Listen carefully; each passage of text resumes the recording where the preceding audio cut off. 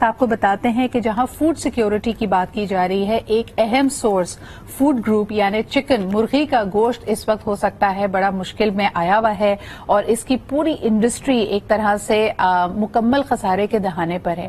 اس کی کیا وجوہات ہیں؟ What are some of the things that need immediate and urgent attention? اس پہ بات کرتے ہیں. ہمارے ساتھ موجود ہیں senior vice president of the Rawalpindi Chamber of Commerce and Industry Muhammad Hamza Sarosh. السلام علیکم حمزہ.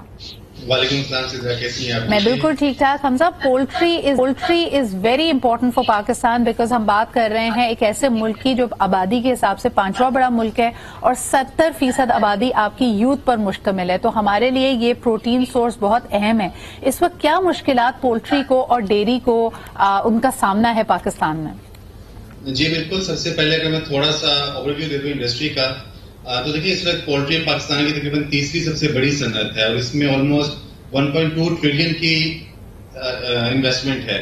اس وقت پولٹری انڈسٹری تقریباً 15 لاکھ سے زائد امپلائمنٹ جنریٹ کر رہی ہے، جس میں 30,000 فارمز اینڈ 300 فیڈ ملز ہیں. اس کے ساتھ ہی ساتھ آپ اگر دیکھیں تو پورے جو ملک کی گوشت کی ڈیمانڈ ہے اس کی جو 50% ریکوائرمنٹ ہے وہ پولٹری انڈسٹری میٹ کر رہی ہے. اب جو پرابلم آپ کو تھوڑی سی ہائی لائٹ کی ہے اس کی طرف اگر ہم آتے جائیں تو تقریباً 1 مہینہ پہلے ہم نے جو سویابین آیا تھا امریکہ سے وہ پورٹ کے کلیئرنس کا منتظر ہے. تقریباً 1,40,000 ٹن سے زائد سویابین اس وقت پورٹ پر کھلا آسمانوں کے نیچے پڑا ہوا ہے، جس کا کوئی بارش نہیں ہے، اس وقت اس کی کلیئرنس نہیں ہو رہی. اور اسی کے پیچھے تقریباً 3 ویسلز سی میں ہیں اور اس کے جو پیچھے ہمارے جو سودے ہونے تھے سویابین کے وہ اس وقت نہیں ہو پا رہے.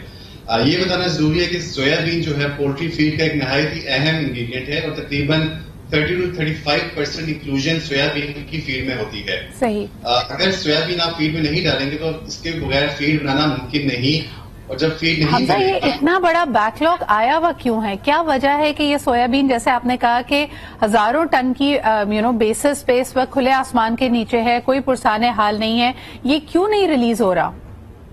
دیکھیں آج سے کوئی 5-6 سال پہلے تک پولٹری انڈسٹری جو ہے سویابین میل ڈائریکٹ امپورٹ کرتی تھی from Argentina, Brazil, America, even India سے. بٹ دین ہماری جو سولونٹ انڈسٹری ہے جو کہ آئل ایکسٹریکٹ کرتی ہے آئل سیڈز میں سے، وہ ایک فلرش کی پاکستان میں، اور پولٹری انڈسٹری نے بھی ایک سپورٹ کی گورنمنٹ کو کہ ہم نے سویابین میل کو ریپلیس کیا سویابین سے. ہم جو سویابین میل ہے وہ ہم سولونٹ پلانٹ سے لیتے ہیں. تو یہ جو ڈائریکٹ امپورٹ ہے آپ کی آئل سیڈ کی سویابین کی، یہ سولونٹ انڈسٹری نے کی ہے. اب یہ کیوں رکی ہوئی ہے یہ تو وہ بہتر بتا سکتے ہیں کہ کیا وجوہات ہیں، بٹ ایز این انڈسٹری ہم یہ بات کر رہے ہیں کہ سویابین فوری طور پہ کلیئر نہیں ہوتی. تو اس وقت جو میں نے پورے اوور ویو دیا انڈسٹری کا، یہ پورے کولیپس کے ورج پر ہے.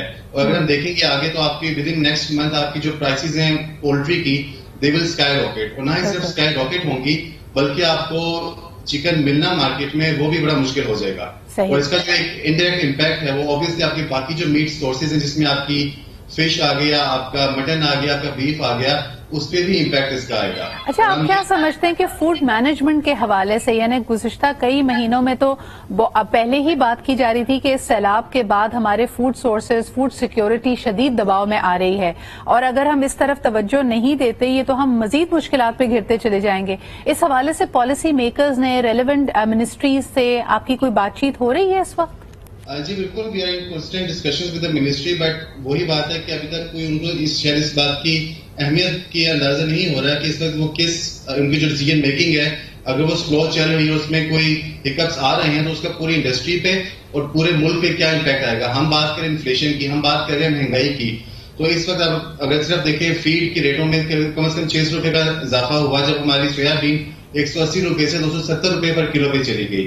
تو پھر جب وہ پریشر پھر جب انڈسٹری پہ آ جاتا ہے، جب انٹرونشن آتی ہے تو انڈسٹری پہ بس ہو جاتی ہے. تو ان کو اس کی اہمیت کو سمجھنا چاہیے، ان کو دیکھنا چاہیے کہ ان کی پالیسی میں اگر کوئی چیزیں ہیں اوپر نیچے کوئی if there are some hiccups تو اسٹیک ہولڈر سے ڈسکس کریں ویل ان ٹائم.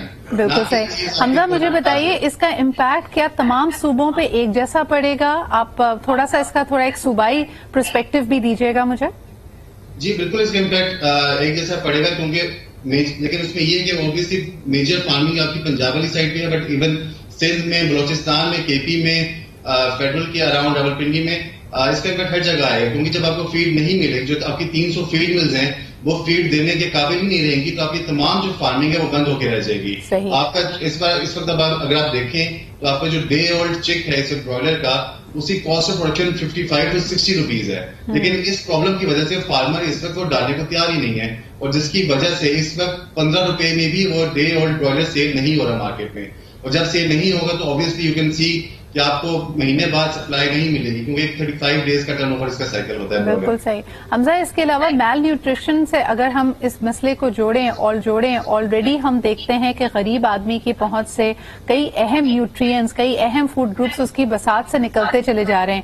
مزید اگر اس طرح آتا ہے تو ہماری پاپولیشن, ہماری آبادی اس کی متحمل نہیں ہو سکتی. بہت بہت شکریہ ہمارے ساتھ موجود ہونے کے لیے اور اس بڑے اہم موضوع کو یہاں پہ اجاگر کرنے کے لیے. آپ کے توسط سے ایک دفعہ پھر حکام بالا کو اور جو پالیسی میکرز ہیں ان کی توجہ اس طرف ہم مرکوز کرانے کی کوشش کر رہے ہیں. یہ بڑا اہم ایشو ہے اور ہمیشہ ہم وقت گزر جاتا ہے, اس کے بعد ہم اس کے بارے میں بات کرتے رہتے ہیں کہ جی کاش ہم نے وہ ڈیسیجن لے لیا ہوتا.